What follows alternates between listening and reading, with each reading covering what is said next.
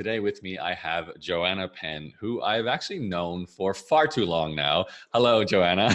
Hi, Yarrow. But Joanna is actually a very recent InboxDone client, and she's just gone through the process of letting go of her email.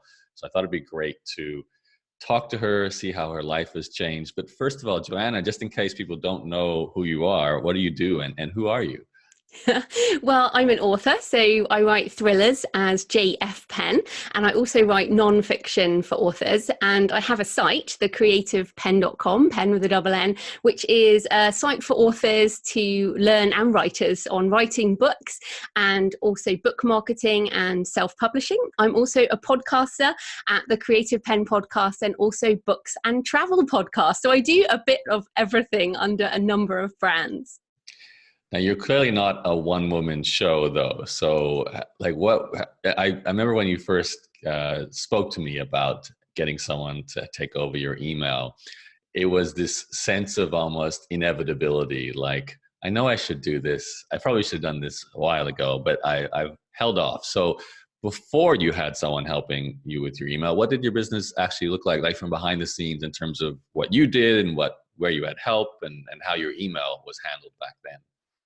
Yeah, sure. Well, like most of us independent creatives, I've been a control freak for a long time, but and I've been running this business for over 10 years now, learned from you originally. And about 5 years ago, I started hiring out things. So content management, blog stuff, transcripts, audio things for my podcast. So I'm quite used to outsourcing, but I hadn't ever outsourced any email. So up until, about 6 months ago, I had almost reached for one of my businesses, so the Creative Penn, I'd almost reached the 4-hour work week where it was kind of 4 hours of admin and the rest was sort of outsourced. I have my podcast, things like that. But I've built other brands as well. So when I thought about it, I reached this crunch point. So I travel a lot, but I really would like to do a long walk. So I do a lot of long walks, but I want to do the Camino de Santiago, which is about 6 weeks, right?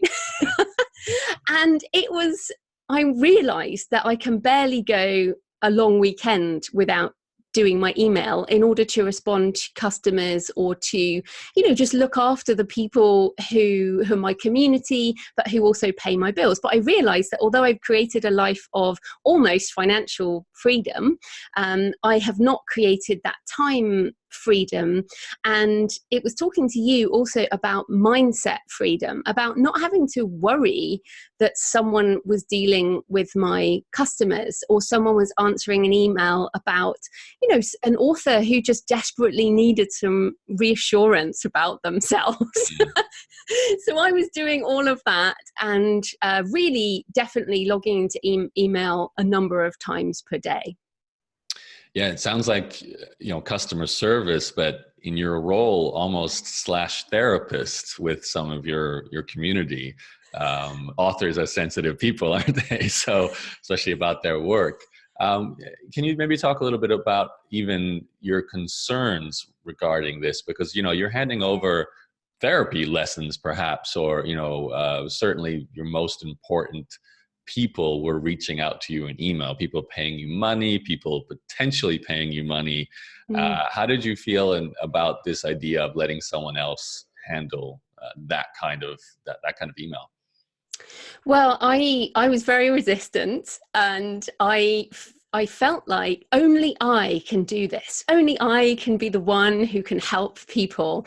And it was really realizing that my responses, well, first of all, we all think we're special, but pretty much everyone has the same questions over and over again. And so I realized that the bulk of what I was doing could be put in a big document of, when someone asks this is what I would say. Or for example, a really common question I get is, how do I self-publish a book? And on my website, The Creative Penn, I've got all the information you need. I've got a free ebook you can have. And why do I have to keep responding the same way to those people? I also had a number of things. So my podcast is on Patreon, and whenever there was a new patron, I would have to respond to that email. There were, there's a form on my website that not even customers, but people who don't even have my email are entering. And I realized that if I look the 80-20 rule, as we all know, probably 80% of my inbox for my main business email could be dealt with someone who just had this document. So that was really the moment where I went, okay, so I can let that go. And then I heard about InboxDone. And this is a big deal because the trust issue is huge. And as I mentioned, I learned from you 10 years ago about how to run an online business. So by my trust in you meant that I was happy to trust your company, InboxDone. Whew, no pressure, huh?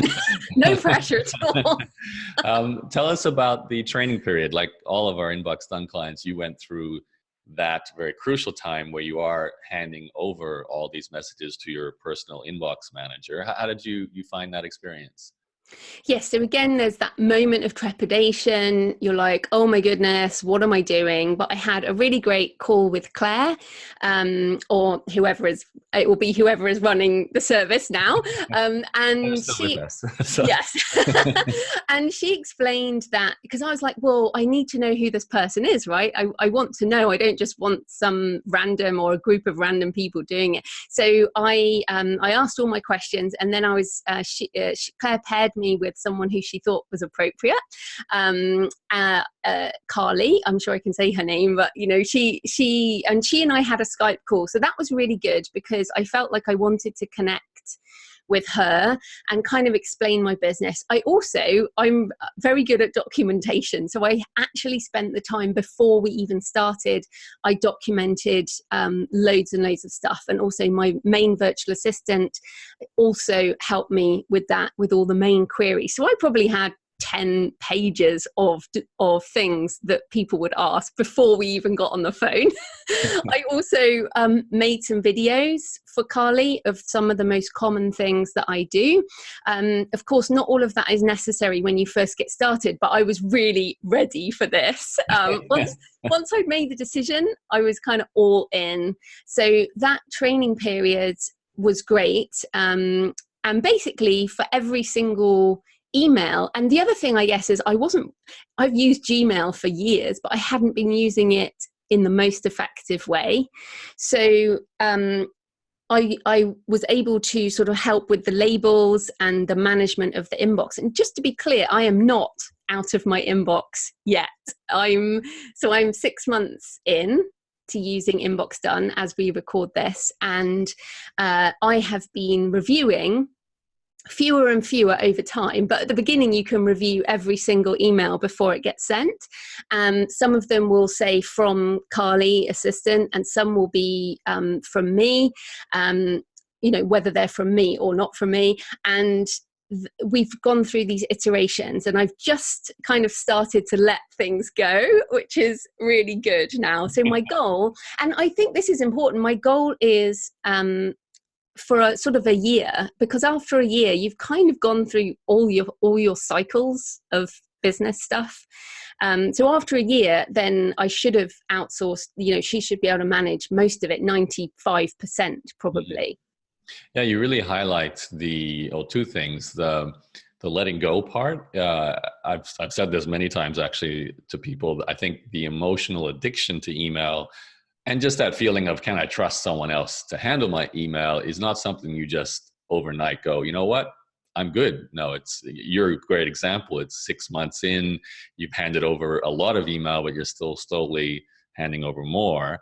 But you also point out that cycle part, because you're right, over a year period, you might have different things happening in your business, different campaigns. So certain types of emails you will not have received before, and you might feel the need to sort of continue that training process so that Carly, or your inbox manager, can take over everything. And that's, I went through the same process as you. I probably didn't, it didn't take me a year to fully hand over everything. I think after 3 months, I was like, it's all yours. But I had a very simple business back then. It was, an editing and proofreading company, far fewer moving parts to the empire that is Joanna Penn now, with, 2 different strands of book writing, a podcast, and so on. Maybe you can tell us one more question, or maybe second last question, Joanna. What does it look like now? So if you haven't handed over, all of your email, like coming the Camino walk you're planning on doing, this trek across Spain, and just your life in general, like how much, what are you not doing that you used to do, is the main question. How different is it than before you had someone working with you?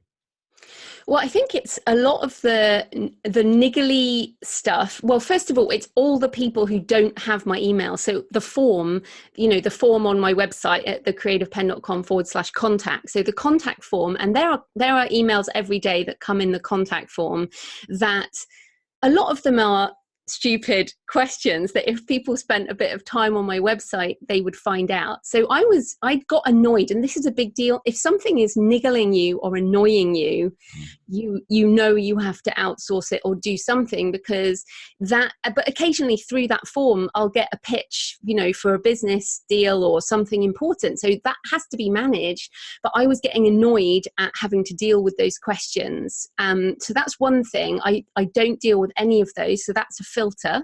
The second filter is repetitive tasks that come in through things like Patreon, or my Teachable for my courses, or and then replying to repetitive things like the question of how do I self-publish, or dealing with those type of tasks. I don't put any of my personal stuff through that email account. So just to stress, it's a business email account. I haven't gone as far as putting my personal stuff through it at the moment. But I've stopped. Like, I do go in there because what Carly does is move things from the inbox to the for Joanna to look at folder, and then I go in and I have a look, and then I approve the email if I need to send it, that type of thing. But I've stopped worrying so much. And I think the main thing is I do feel like the transition is really happening. I don't have any trust issues. I really feel like this is great. We use LastPass to share emails, so it doesn't display the email, but the assistant can click and log into things like my Patreon.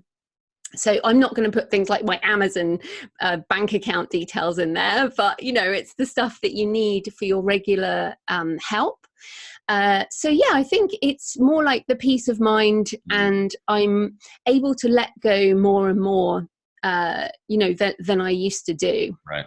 Yeah, I feel for you, Joanna, it seems more like a mental relaxation than anything else. It's like, I don't have to think about these emails anymore. And I know, especially, maybe 6 months time from now, I'll only be dealing with 5% of my email. Maybe I'm still dealing with 20% now. It's an 80-20 rule.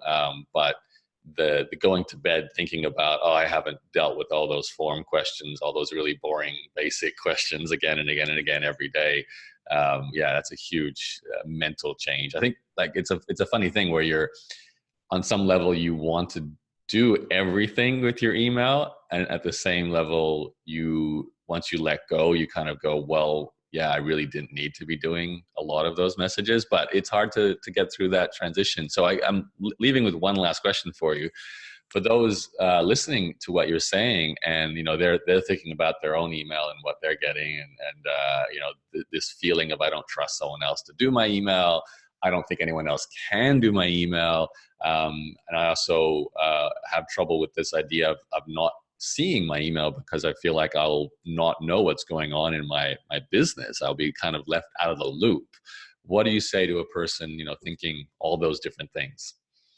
Well, first of all, it's about your time. I had got to the point with email that it was 3 hours a day of answering the same questions on email. So it's, first of all, think about the positive side of what else can you do with that time. So I was just showing you, I've got an audio booth. I'm recording my own audiobooks with my extra time. I'm creating more products. I'm building my business and I'm enjoying it more. So that's the positive thing. And then on the other side of things, I understand that the nervousness about committing to something like this. And first of all, the trial period is a trial on both sides, which I love, because, you know, you need to be a good client as well. But also just start writing down the things that are repetitive. And once you start building that document, you realize how much stuff just is the same over and over again. And if you have a stock answer, then that's great. Even if you use that for a swipe file for yourself, it's going to be faster. But yeah, and also just relax a bit and allow that transitional period to happen. And that's what I'm really finding. It's like every month that goes past, I feel happier and more happy that I have to do less of it. And, you know, and I can leave messages for Carly in the inbox, and, you know, you don't have to let it go entirely on day one. It can be a transitional thing. But no, I'm super happy, and I'm just outsourcing more and more. It makes life so much better. Yeah, it really does. I totally agree. And I've been a fan of handing over everything. I don't only do these calls now. That's all I do. No, other things. But it is funny how email is one of those areas where it's probably the most, I'd say almost the highest stress point for a lot of business owners, simply because everything goes into that inbox. And we always feel like we have more to do there. And then sadly, 24 hours later, there's another pile of new messages. So it's 5 minutes later. Yeah, I feel like it's like washing the dishes. You always have to wash the dishes because you eat more food and then there's more dishes. It's like you always run your business, so there's more emails. But I'm really glad we've been able to help you. And I'm so happy to hear that you're, you know, getting the stress release and the mental release and letting go more and more emails. I feel like it's a kind of a super prolonged training period for you, Joanna, but that's fantastic. Either way, it's good. And hopefully maybe you won't be doing any email ever again this time next year. Who knows? Yeah. I'll be walking the Camino. Yeah, sounds good. But thank you for your comments.